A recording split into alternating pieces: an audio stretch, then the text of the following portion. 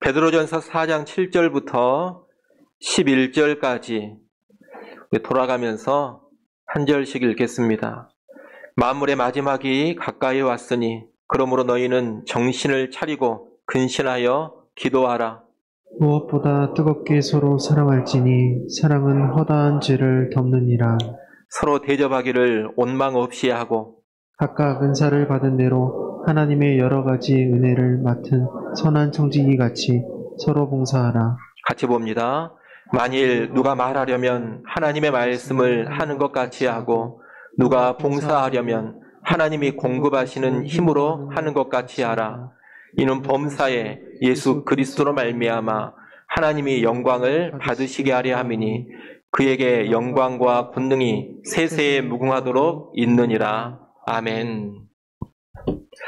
오늘이 구정설입니다. 음력으로 새해를 맞이하는 날입니다.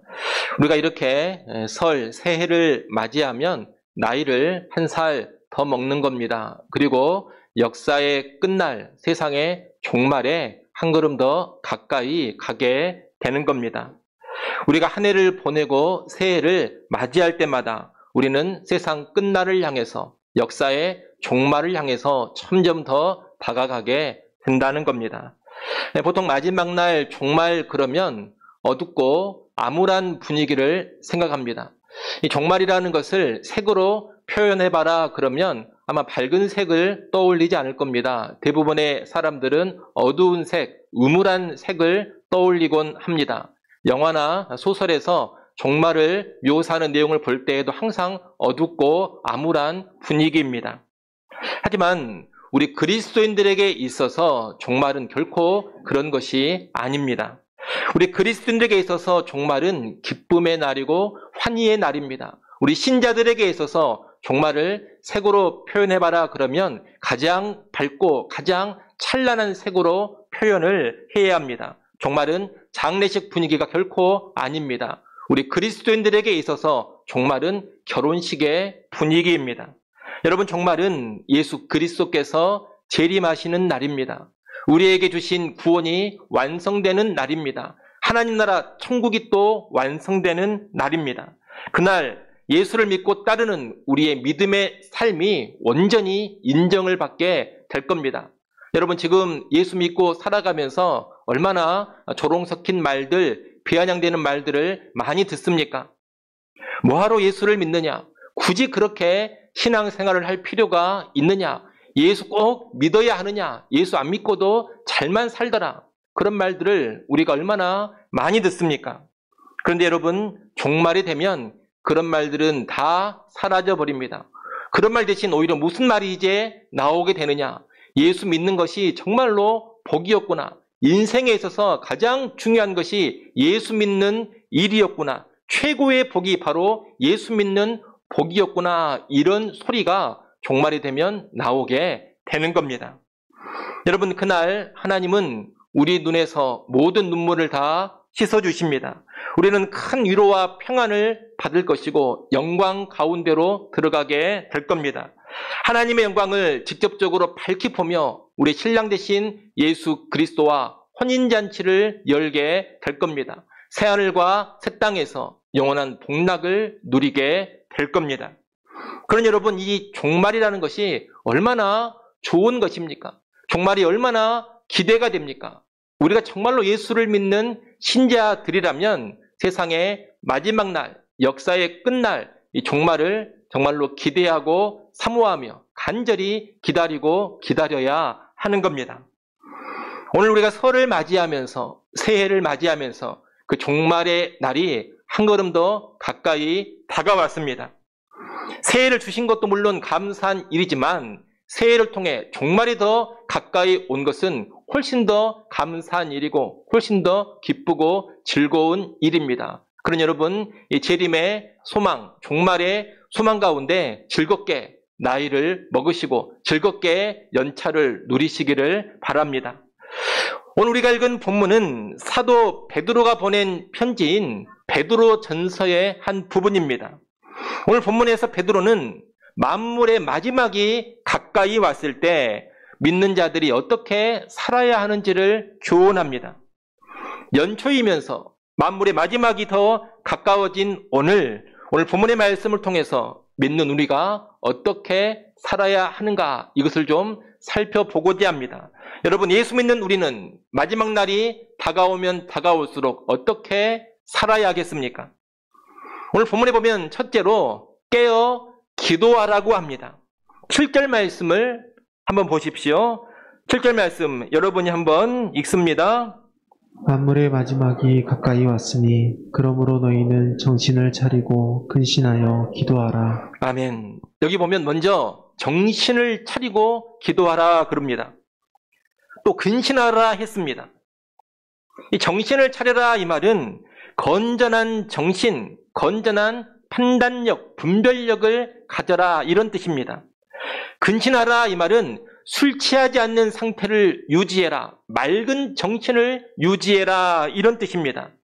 여러분, 이 세상은 사람의 정신을 쏙 빼놓는 힘이 있습니다. 사람의 영혼을 잠들게 하고 취하게 만드는 아주 강력한 힘을 세상이 가지고 있습니다. 그래서 수많은 사람들이 이 세상에 정신 팔려 살아갑니다. 이 세상이 전부인 줄로 알고 세상의 성공과 세상의 향락과 세상의 재미에 빠져 지냅니다. 영적으로 잠들어 있고 영적으로 취해 있다는 겁니다.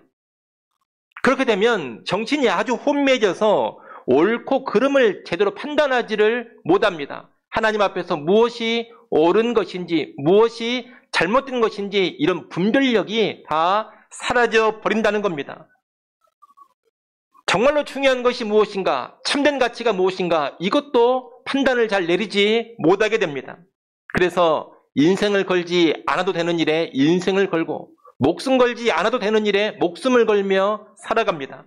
정말로 중요한 것들을 다 희생시켜 버리면서 별로 중요하지 않는 것들을 위해 열정적으로 살아갑니다. 정신 차리고 근신하라 이 말씀은 그런 식으로 살지 말라는 겁니다. 여러분, 만물은 마지막이 있습니다. 다시 말하면 이 세상의 모든 것은 다 끝이 있다는 겁니다. 영원하지 않다는 겁니다. 썩어지게 됩니다. 그런 이 세상이 전부인 줄로 알고 세상 것에만 취해 살아서는 안 됩니다. 영원한 하나님 나라, 천국이 있다라는 것을 알고 그 영원한 것을 위해 살 줄 알아야 하는 겁니다. 그것이 깨어있는 것이고 그것이 정신을 차리고 있는 것이고 근신하고 있는 겁니다. 기도할 때는 여러분 그렇게 깨어 기도해야 하는 겁니다. 깨어 기도해야지만 이 마지막 때에 하나님 앞에서 우리가 바로 설 수 있습니다. 이 깨어 기도하라라는 권면은 사도 베드로 자신의 뼈아픈 실수와도 깊은 연관이 있습니다. 잘 아신 것처럼 이 베드로는 예수님이 십자가에 달리시기 전 겟세마네 동산에서 함께 기도하는 시간을 가졌는데 그때 깨어 기도하라 이런 명령이자 부탁을 받았습니다. 근데 여러분, 베드로가 어떻게 했습니까? 깨어 기도하기는커녕 졸고 잤습니다. 그 잠은 육신의 잠이기도 하지만 본질상 영적인 잠이었습니다. 그때 베드로는 십자가의 삶 같은 것은 생각도 하지 않았습니다. 그저 예수님만 믿고 예수님 따르면 세상에서 높은 자리에 올라가고 세상에서 크게 출세하고 세상에서 대단한 권세를 누릴 줄로만 알았습니다. 한마디로 예수 안에서 세상적인 영광과 세상적인 출세만을 생각했다는 겁니다. 신앙의 본질을 몰랐고 하나님 나라의 본질을 몰랐습니다. 세상적인 욕심에만 붙들려서 예수를 믿고 따랐습니다. 한마디로 영적으로는 눈이 감겨져 있는 상태였고 영적으로 잠들어 있는 상태였던 겁니다. 그래서 겟세마네 동산의 기도 시간에도 기도하지 않고 졸고 잠들어 버린 겁니다. 그 결과로 예수님을 3번이나 부인하는 치명적인 실패를 하게 됩니다. 깨어 기도하지 못했을 때 영적으로 완전히 무너져 버렸다는 겁니다. 그런 쓰라린 실패의 경험이 있는 사도 베드로가 지금 성도들에게 권면을 하는 겁니다. 여러분들은 그러지 말고 정신을 차리고 근신하며 기도하십시오. 여러분, 이 세상이 전부인 것처럼 사시면 안 됩니다. 새해가 됐는데 올해는 어떻게 돈 좀 더 많이 벌어볼 수 있을까? 어떻게 하면 세상에서 내가 좀 더 성공해 볼 수 있을까? 어떻게 하면 이 세상에서 내가 좀 더 출세할 수 있을까? 어떻게 하면 이 세상에서 좀 더 잘 먹고 잘 살 수 있을까? 이런 관심에만 빠져 있으면 안 된다는 겁니다. 기도를 해도 그런 것만 위해서 기도하고 있으면 안 됩니다. 여러분, 기도라는 것이 그렇습니다. 기도만 한다고 다 영적으로 깨어있는 것이 아닙니다. 사람이 영적으로 잠들어 있으면 아예 기도를 안 하기도 하지만 때로는 열심히 기도하는데도 영적으로 잠들어 있는 자들이 있습니다. 어떤 경우가 그런 경우냐? 기도는 열심히 하지만 기도 제목이 온통 세속적인 것뿐이요, 육신적인 것뿐일 때 그 사람은 기도는 열심히 하고 있지만 실상 영적으로는 잠들어 있는 겁니다. 세상살이에 필요한 것, 육신에 필요한 것, 그런 것은 절대로 기도하지 말아라, 이런 이야기가 아닙니다. 주구장창 그런 기도만 하고 있다면 그 사람은 결코 영적으로 깨어있는 사람이 아니라는 겁니다. 정신이 흐려져서 혼미한 가운데 있기 때문에 기도를 해도 계속 그런 기도만 하는 겁니다. 여러분, 세상이 영원하지 않습니다. 세상의 재물도 명예도 권력도 영원하지 않습니다. 세상 만물은 결국 다 썩어집니다.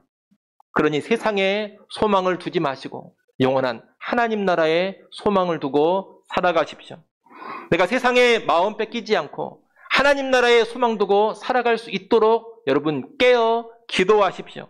세상 것에 내 인생을 걸지 않고 영원한 하나님과 하나님의 복음의 인생을 걸 수 있게 해달라고 여러분 기도하십시오. 먼저 그의 나라와 그의 의를 구해야 합니다. 하나님의 뜻을 바로 알게 해달라고 기도하셔야 되고, 알게 된 하나님의 뜻을 순종할 수 있는 힘과 능력을 달라고 기도하셔야 됩니다. 그렇게 기도하는 것이 정신을 차리고 근신하여 기도하는 것입니다. 여러분, 오늘 본문에 이 베드로는 그냥 기도하라 이렇게 말하지 않았습니다. 정신을 차리고 근신하여 기도하라 했습니다. 기도만 한다고 다 되는 것이 아니라 깨어서 기도해야 한다는 겁니다. 이 마지막 때는 세상의 유혹도 많아지고 핍박도 앞으로 점점 더 심해질 겁니다. 신앙생활 제대로 하기가 훨씬 더 힘들어지는 시대가 마지막이 다가오는 시대입니다. 사탄이 훨씬 더 우리를 강하게 공격하는 시대이기도 합니다. 이런 때 깨어 기도하지 않는 사람들은 다 영적으로 무너져 버립니다. 하지만 깨어 기도할 때 세상을 넉넉히 이기게 됩니다. 유혹도 이기고 환난, 핍박, 시련도 이기게 됩니다. 깨어 기도하는 사람이 이 마지막 때의 승리자가 되는 겁니다. 그런 여러분, 새해에 깨어 기도하는 삶에 더 깊이 들여지시기 바랍니다. 많은 일로 분주하시겠지만 시간을 내어 기도하십시오. 세상 재미에만 빠져 지내지 마십시오. 기도를 통해 하나님과 교제하는 신령한 기쁨이 무엇인지 알아야 되고 신령한 기쁨을 누릴 수도 있어야 합니다. 기도할 때 영적인 제목들로 또 기도해 가십시오. 그렇게 깨어 기도할 때 여러분은 더 풍성한 영적인 삶을 누릴 것이고 이 마지막 때에 승리의 삶을 누려가게 될 겁니다. 둘째로 사랑하라 했습니다. 8절 말씀을 한번 보십시오. 8절 말씀 같이 한번 읽어봅니다. 무엇보다도 뜨겁게 서로 사랑할지니 사랑은 허다한 죄를 덮느니라. 아멘. 복음서에 보면 예수님은 이런 말씀을 하셨습니다. 마지막 때가 되면, 말세가 되면 사랑이 식어진다. 여러분, 정말로 날이 가고 해가 갈수록 사랑이 식어지지 않습니까? 이웃 간에도 사랑이 식어지고 친구 간에도 사랑이 식어집니다. 이제는 심지어 가족 간에도 사랑이 식어집니다. 가족 사이에 냉랭한 분위기가 오늘날 얼마나 많은지 모릅니다. 설이나 추석 같은 명절이 되면 가족끼리 얼마나 많이 싸웁니까? 이것이 마지막 때의 특징입니다. 앞으로 더 가면 갈수록 사랑이 식어져 갈 겁니다. 이렇게 사랑이 식어지는 마지막 때에 사랑을 볼 수 있는 곳이 어디여야 하느냐? 바로 그리스도인들의 모임인 교회여야 합니다. 이 마지막 때에 사랑을 볼 수 있는 사람들이 누구여야 하느냐? 예수 믿는 그리스도인들이어야 합니다. 다른 곳에서 볼 수 없는 사랑, 세상에서 사라져가는 사랑, 희박해져 버린 그 사랑을 교회에서 볼 수 있어야 되고, 그리스도인의 가정에서 볼 수 있어야 되고, 그리스도인의 삶에서 볼 수 있어야 합니다. 특히 8절 말씀 보면 뜨겁게 사랑하라 했습니다. 뜨겁게라는 말이 나오는데, 이 뜨겁게라는 단어는 그 말의 어원이 잡아 느린다, 이런 어원입니다. 끊어지지 않을 정도로 쫙 잡아 느린다, 이런 어원인데 어떤 힘과 능력을 극대화시킨다는 뜻입니다. 경주하는 말, 경주말을 한번 생각해 보십시오. 이 말이 가지고 있는 기본적인 달리는 능력이 있습니다. 그런데 이 경주마의 달리는 능력을 극대화시키려고 좋은 음식을 먹입니다. 운동도 시키고 훈련도 시킵니다. 그리고 이제 시합하는 날, 경주하는 날 이 말을 타고 나가는데 경주에서 달릴 때 가만히 놔두지 않습니다. 경주에서 달릴 때 이 말에 또 박차를 가합니다. 힘껏 뛰고 있는 말인데 또 때리는 겁니다. 박차를 가하면서 달리는 능력을 극대화시킵니다. 여러분, 이런 것이 뜨겁게라는 단어가 가지고 있는 뜻입니다. 우리는 서로 사랑하되 그런 식으로 뜨겁게 사랑해야 합니다. 사랑을 극대화시켜야 한다는 겁니다. 여러분, 현재 나의 사랑의 삶을 한번 돌아보십시오. 나는 얼마까지 사랑할 수 있겠습니까? 나는 어떤 모습까지 사랑할 수가 있습니까? 그리고 나는 어떤 사람까지 사랑할 수가 있습니까? 현재의 내 사랑에 만족하면 안 됩니다. 내 사랑을 더 잡아 늘려야 합니다. 내가 사랑할 수 있는 모습이 더 많아지도록, 내가 사랑할 수 있는 사람이 더 확장되도록 내 사랑의 힘을 더 늘려야 한다는 겁니다. 내 사랑을 더 키워가야 합니다. 지금 잘하고 있다 하더라도 거기에 만족할 것이 아니라 잘하고 있는 그 사랑에 박차를 가해야 합니다. 그래서 사랑을 극대화시켜야 하는 겁니다. 여러분, 그것이 뜨겁게 사랑하는 겁니다. 그 사랑의 힘이 극대화되면 원수까지 사랑하게 됩니다. 나를 저주하는 사람을 위해서 축복도 해주게 됩니다. 나를 십자가에 못 박는 사람이 있어도 내게 못을 박는 그 사람을 불쌍히 여기며 그의 죄를 용서해달라고 하나님께 간구할 수가 있게 됩니다. 그래서 사랑이 허다한 죄를 덮는 겁니다. 상대방의 모든 죄와 모든 허물이 내 사랑 안에서 다 덮여지게 된다는 겁니다. 여러분, 이런 사랑이 불가능한 일이다, 그렇게만 생각하지 마십시오. 우리 가운데 상당수의 사람들은 이미 이런 사랑을 해봤을 겁니다. 연애할 때 한 남자, 한 여자를 뜨겁게 사랑할 때가 있지 않았습니까? 한참 뜨겁게 사랑할 때는 모든 것이 다 아름답고 모든 것이 다 사랑스럽습니다. 만나는 날이 추워도 좋고 더워도 좋습니다. 추우면 추운 대로 기쁘고 더우면 더운 대로 기쁩니다. 만나서 연애를 하는데 버스를 타도 좋고 택시를 타도 좋고 돈이 없어서 그냥 걸어야 할 때도 좋습니다. 상대방의 키가 작으면 작은 대로 좋고 키가 크면 큰 대로 좋습니다. 상대방이 실수하면 실수하는 대로 예쁘고 귀엽습니다. 어리숙해도 그게 순수하게만 보입니다. 말을 잘하면 잘하는 대로 멋있고 말을 잘 못하면 그것이 순박해 보입니다. 그냥 무턱대고 마냥 좋다는 겁니다.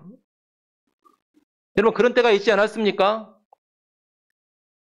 그런 적이 한 번도 없었다 그러면 인생 잘못 사신 겁니다. 그런 경험이 있어 보셔야 됩니다. 여러분, 그런 때가 바로 사랑이 극대화된 때입니다.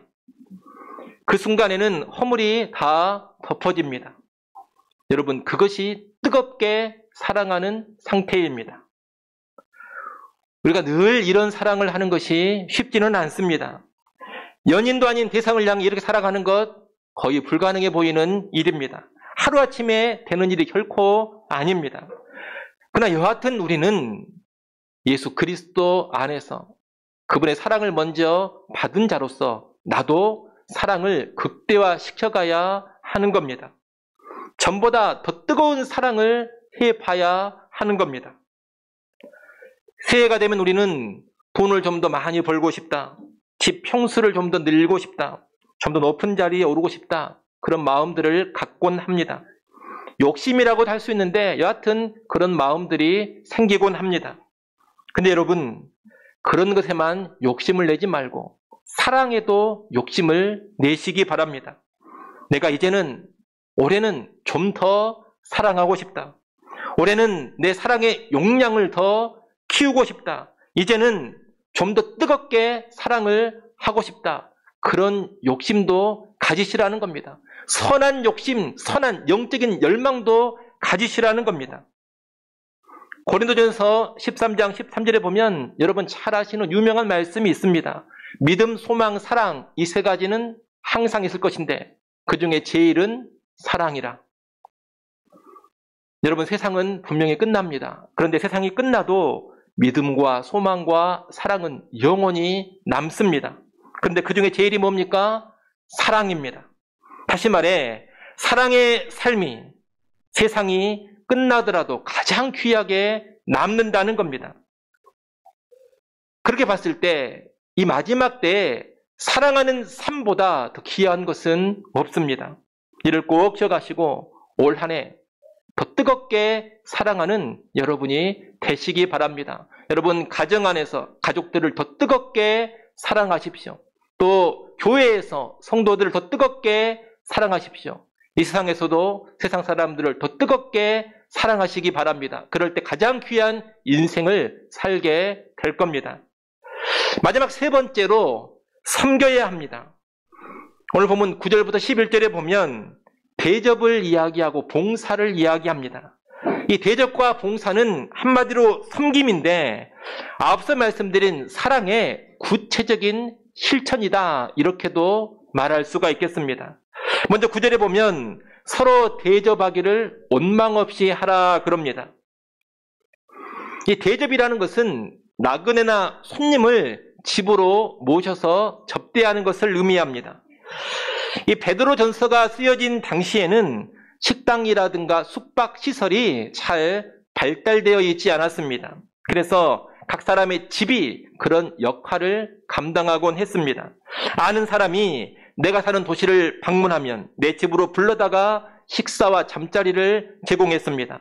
종종 낯선 사람들도 맞이해서 식사를 대접하고 하룻밤 재워주기도 했습니다.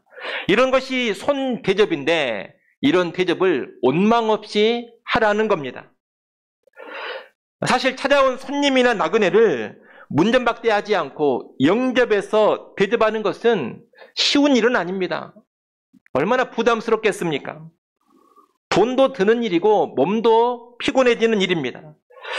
그것만으로도 힘든데 이 대접받는 사람들이 그냥 감사합니다 이러면 좋을 텐데 그러지 않는 경우도 많이 있습니다. 음식을 주고 잠도 재워줬는데 뭔가 좋네 나쁘네 이런 소리들을 하곤 합니다. 뒷말이 나온다는 겁니다. 그런 뒷말을 들으면 어떻습니까? 얼마나 짜증이 나겠습니까? 괜히 대접해줬구나. 다음부터서는 대접을 안 해야 되겠다. 이런 생각이 들지 않겠습니까? 그런데 그러지 말고 원망 없이 불평 없이 대접을 잘 하라는 겁니다. 이런 대접은 마지막 때에 복받는 일이 됩니다. 예수님은 마태복음 25장에서 지극히 작은 자 하나에게 한 것이 곧 내게 한 것이다 이렇게 말씀하시면서 형제를 돌아보며 대접한 사람들이 마지막 때에 큰 영광과 상을 받게 된다고 가르쳐 주셨습니다. 또 마태복음 10장에서는 제자들에게 냉수 한 그릇이라도 대접하는 사람은 결코 그 상을 잃지 않을 것이다 라고도 하셨습니다. 이런 말씀들을 보면 대접하는 일이 얼마나 귀한 일인지를 알게 됩니다. 여러분 사람을 잘 대접하고 섬기는 일은 곧 예수님을 대접하고 섬기는 일로 여겨집니다.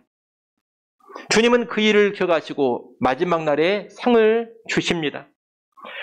지극히 작은 자 하나를 대접하며 섬긴 것도 예수님 자신을 섬긴 것으로 여겨주십니다. 냉수 한 그릇과 같은 작은 대접을 해도 그것을 꼭 기억하시고 갚아주십니다. 그러니 우리는 대접할 때 원망하거나 불평하거나 짜증을 낼 것이 아닙니다. 오히려 기쁜 마음으로 즐거이 대접을 해야 합니다. 요즘은 식당이나 숙박업이 잘 발달이 되어서 고대와 같이 손님을 대접할 일은 별로 없습니다. 그러나 우리 그리스도인들은 여전히 나그네나 손님 대접하는 일에 깨어 있어야 합니다. 집으로 찾아오는 손님들도 잘 대접하시고 또 밖에서 만나는 사람들도 기쁨으로 대접하고자 하십시오. 주변 사람들에게 최대한 많이 나누고 많이 베풀고자 하십시오. 크든 작든 많든 적든 내 분량 안에서 베풀며 섬기고자 하십시오. 언제나 받는 자보다 주는 자가 더 복을 누리게 될 겁니다. 저는 지금도 기억하는 일이 하나 있습니다. 제가 중학생 때 교회 중등부를 담당하는 전도사님이 한 분 계셨는데 한 번은 저와 제 교회 친구가 길을 가다가 그 전도사님을 만났습니다. 주일이 아닌 평일날 만났는데 이 전사님이 저와 제 친구를 보고 무척이나 반가워하시면서 자기 집으로 가자는 겁니다. 시간 듣고 그래가지고 전사님을 따라서 그 전사님 집으로 갔습니다. 가보니 단칸방이었습니다. 작은 단칸방에 살고 계신 곳으로 우리 둘을 부른 겁니다. 그리고 간식을 내오는데 지금도 그 간식이 기억이 납니다. 작은 그릇에 방울토마토 5개가 있었습니다. 그리고 또 작은 접시에 식빵 3조각이 있었습니다. 그 전사님 집에 먹을거리가 간식으로 내놓을 것이 그것밖에 없었던 겁니다.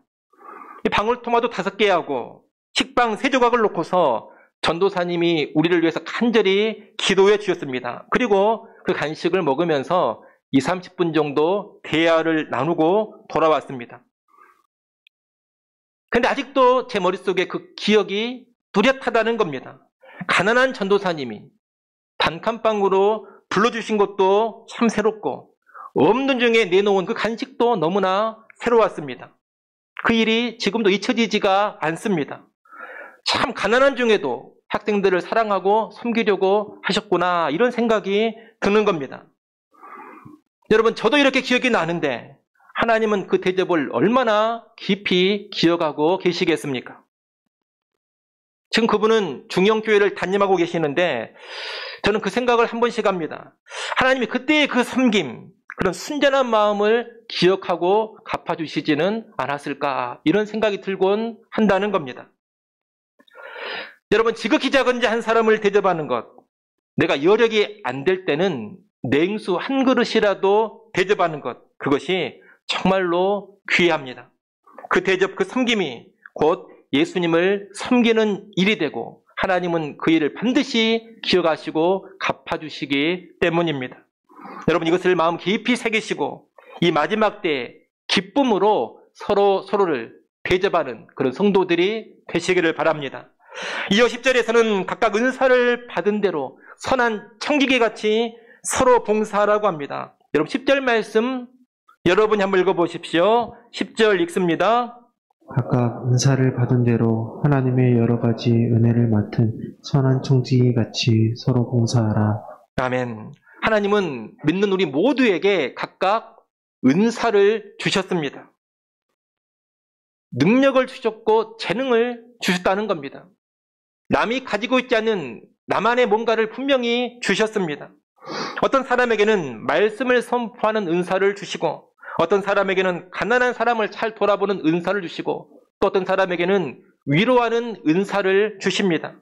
또 어떤 사람에게는 찬양의 은사를 주시고 어떤 사람에게는 부의 은사를 주시기도 합니다.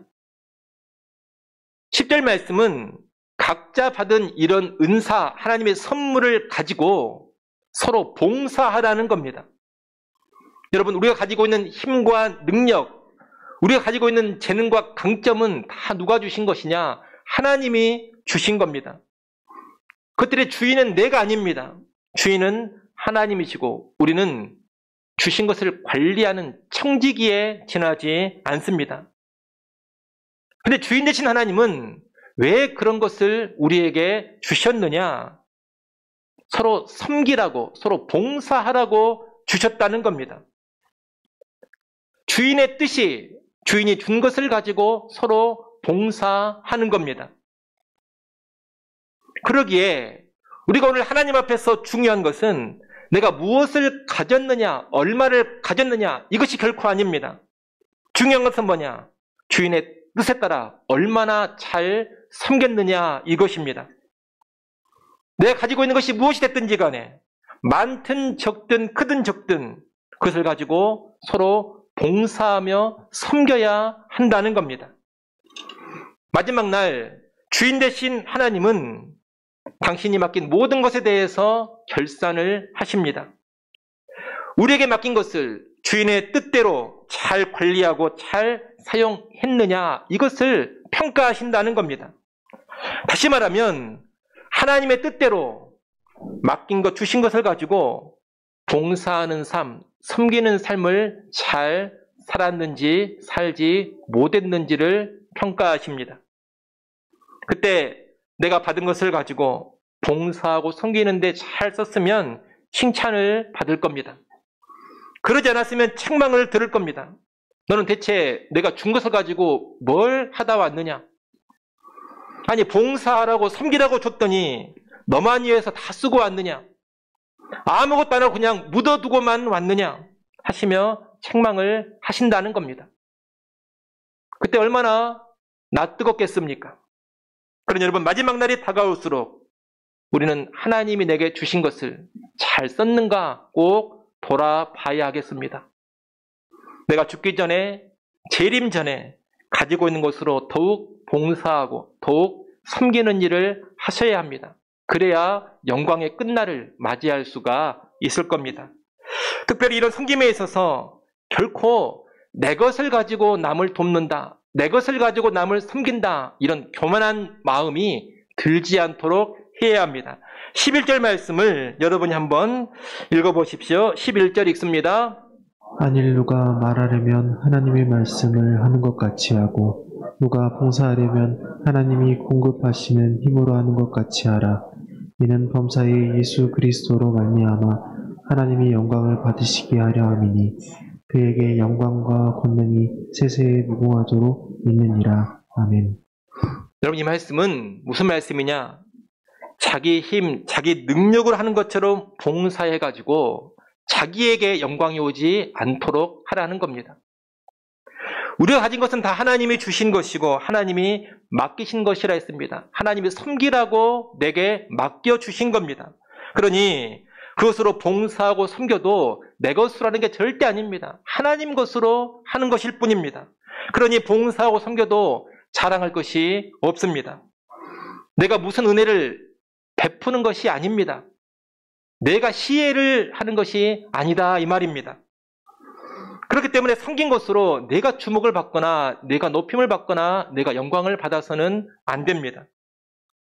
내 것이 아니라 하나님이 주신 것, 하나님이 맡긴 것으로 했기 때문에 하나님께만 영광이 돌아가야 하는 겁니다. 여러분, 우리는 봉사하고 섬길 때 이 봉사와 섬김은 전적으로 하나님이 주신 것으로 하는 것이다. 나는 하나님이 주신 것을 그대로 전달하는 사람에 지나지 않는다. 이 생각을 항상 하셔야 합니다. 그것이 청지기에 합당한 태도이고 그럴 때 하나님께 영광이 되는 겁니다. 또 그렇게 봉사하고 섬겨야 사람들의 반응으로 인해 서운하거나 섭섭해지지도 않습니다. 내 것으로 했다고 생각하기 때문에 누가 알아주지 않고 인정해주지 않으면 화가 나는 겁니다. 내 것으로 했다고 생각하니까 누가 알아주지 않으면 섭섭해지는 겁니다. 오늘날 교회 안에서 봉사하면서도 또 세상에서 봉사하면서도 섭섭하고 서운해하는 사람들이 얼마나 많은지 모릅니다. 근데 그런 식으로 나가면 결국 하나님께 가야 될 영광을 탈취하는 자들이 돼버리는 겁니다. 오늘날 영광의 탈취자들이 한둘이 아닙니다. 하나님이 주신 것으로 하면서 마치 자기 것으로 하는 양, 자기를 과시하고 뽐내는 사람들이 있습니다. 사람들의 감사와 칭찬을 다 자기가 받아 누리는 사람들이 있습니다. 알아주지 않고 인정해주지 않으면 화를 내고 섭섭해하고 서운해하는 사람들이 있습니다. 여러분, 이 모든 모습은 청직이라는 자기의 신분을 망각해버린 모습입니다. 우리는 그런 모습을 경계하면서 주신 은혜로, 주신 은사로 봉사하되 하나님께만 영광이 가도록 겸손하게 봉사할 수 있기를 바랍니다. 여러분, 원망 없이 대접하는 것, 그리고 하나님이 주신 은사로 겸손하게 봉사하는 것, 이런 섬김이 마지막 때에 칭찬과 영광과 상급을 가져다 줄 것입니다. 이를 아시고 만물의 마지막이 한층 더 가까워진 이때에 섬기는 삶에 더욱더 깨어있기를 소원합니다.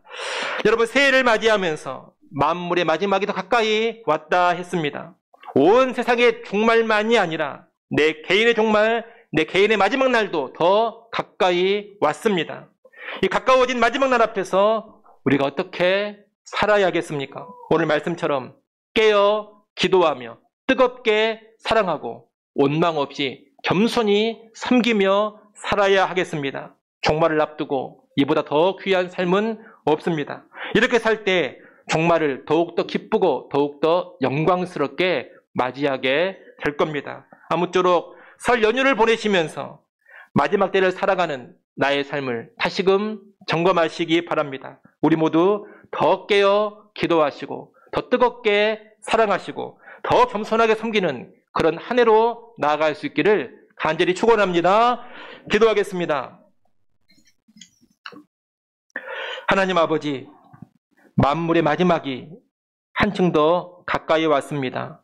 종말의 소망을 품게 하시고 마지막 날을 앞두고 더욱 하나님 뜻대로 살게 하여 주시옵소서. 깨어 기도하기를 원합니다. 더 뜨겁게 사랑하기를 원합니다. 원망 없이 대접하고 겸손히 봉사하기를 원합니다. 그래 주님 앞에 서는 날이 더욱 기쁘고 더욱 영광스러운 날 되게 하여 주시옵소서.